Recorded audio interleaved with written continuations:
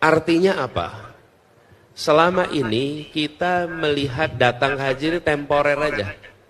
Numpang di tempat si A, numpang di tempat si B.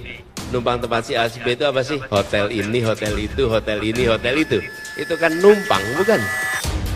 Lah padahal kita ini akan haji, akan ada jemaah haji seumur-umur ada Indonesia, seumur-umur ada umat manusia, kita akan terus haji. Jadi sudah saatnya kita membangun kampung haji Indonesia. Allahu Akbar. Allahu Akbar.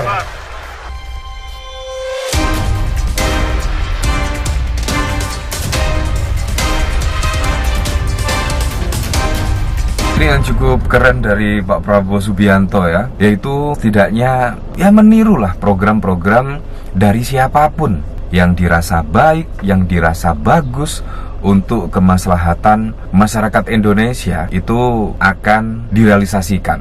Entah itu program dari oposisi lah atau lawan Pilpres pada saat lalu. Nah terbukti Pak Prabowo ya menurut saya bisa menyerap aspirasi lah setidaknya dari masyarakat. Ya seperti halnya pada saat lalu ya, ketika Ganjar Pranowo akan membuat program setidaknya untuk pemutihan hutang petani, nelayan, UMKM dan lain sebagainya. Itu pun juga langsung dilaksanakan oleh Pak Prabowo. Setidaknya Pak Prabowo pada saat lalu juga tiba-tiba meluncurkan program untuk penghapusan hutang UMKM para petani dan juga nelayan. Menurut saya itu sangat bagus sekali. Kalau memang program dari lawan-lawan politik atau bahkan lawan-lawan pada Pilpres yang lalu dirasa baik, menurut saya ya harus direalisasikan. Menurut saya itu cukup baik sekali. Terlebih saat ini, walaupun cuitannya sudah dihapus konon katanya ya, bahkan Pak Prabowo itu juga merealisasikan dari program Anies Baswedan. Seperti apa? Ya seperti kampung haji di Arab Saudi. Menurut saya itu juga program yang sangat keren sekali. Nah artinya Pak Prabowo itu tidak memilih-milih lah program dari siapa, program dari mana. Kalau itu program baik untuk masyarakat luas, ya direalisasikan. Menurut saya apa yang dilakukan Pak Prabowo sangat keren sekali. Nah kalau kita lihat dari pemberitaan di sini ya, menurut saya sudah jelas ya. Ada berita tak sekedar umroh Presiden Prabowo ke Jeddah urus perkampungan haji yang pernah digagas Anies Baswedan. Ini menurut saya sangat keren sekali. Ya, jadi menjadi pemimpin itu memang harus bisa merangkul semuanya lah. Merangkul lawan-lawan politik, merangkul pendukung-pendukung lawan politik. Menurut saya itu sangat keren sekali. Ya terlebih saat ini Pak Prabowo itu terlihat sangat dekat sekali ya dengan Ibu Megawati. Dan saat ini kayaknya Pak Prabowo itu ingin mendekati Anies Baswedan. Wah, di mana konon katanya pada pilkada yang lalu misalkan Anies itu terkesan dijegal lah untuk tidak bisa mengikuti kontestasi pilkada 2024. Itu sangat terasa sekali. Sangat terasa walaupun tidak ada buktinya. Walaupun semua menyangkal setidaknya tidak melakukan penjegalan kepada Anies Baswedan, tetapi sangat bisa kita rasakan sekali. Ya seperti pada Pilpres yang lalu. Walaupun Mahkamah Konstitusi memutuskan tidak ada pelanggaran, tidak ada cawe-cawe dari Pak Jokowi, tetapi kita juga bisa merasakan sekali pada saat Pilpres yang lalu. Sangat bisa dirasakan, tetapi memang tidak ada buktinya. Ya sama halnya Anies Baswedan pada saat pilkada yang lalu itu sangat terasa sekali dijegal, tetapi tidak ada bukti dan Mahkamah Konstitusi bahkan memutuskan Pak Jokowi itu tidak cawe-cawe. Nah ini sangat keren sekali menurut saya Pak Prabowo Subianto. Ini menurut saya sebuah manuver yang cukup mengejutkan ya. Sangat mengejutkan sekali, di mana sudah tidak usah dipungkiri hubungan antara Pak Jokowi dengan Anies Baswedan itu sangat tidak baik-baik saja. Nah seperti ini ide Anies Baswedan ya. Kami melihat ke depan dalam jangka panjang.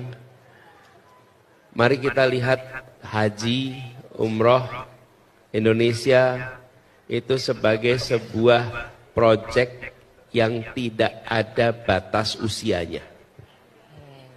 Tidak ada. Menarik. Ini penting sekali. Perhatikan, jangan pandang ini sebagai sebuah proyek yang ada batas usianya. Iya. Selama sebelum kiamat, insya Allah kita masih terus mengirimkan haji berangkat dari Indonesia. Betul ya? Jadi, kita harus berpikir menjangkau yang amat panjang. Artinya apa? Selama ini kita melihat datang haji ini temporer aja. Numpang di tempat si A, numpang di tempat si B. Numpang tempat si A, si B itu apa sih? Hotel ini, hotel itu, hotel ini, hotel itu. Itu kan numpang, bukan? Lah padahal kita ini akan haji, akan ada jemaah haji seumur-umur ada Indonesia, seumur-umur ada umat manusia, kita akan terus haji. Iya, Jadi masuk akal sekali. sudah saatnya kita membangun kampung haji Indonesia Allahu di sana. Akbar. Allahu Akbar.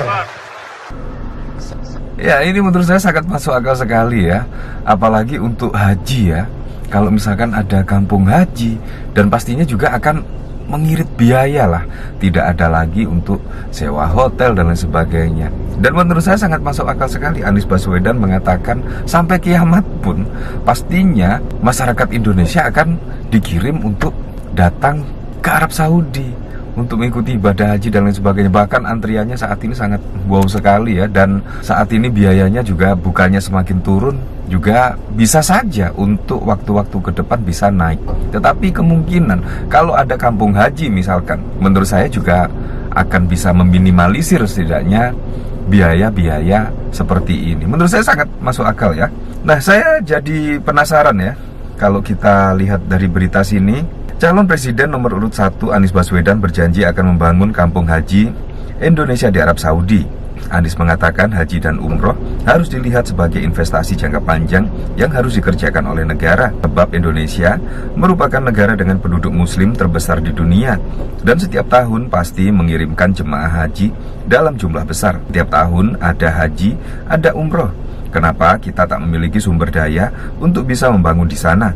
Kalau kita punya kampung haji, maka harapannya bisa menjadi tempat terdepan dan bisa jadi lingkar usaha-usaha milik bangsa Indonesia.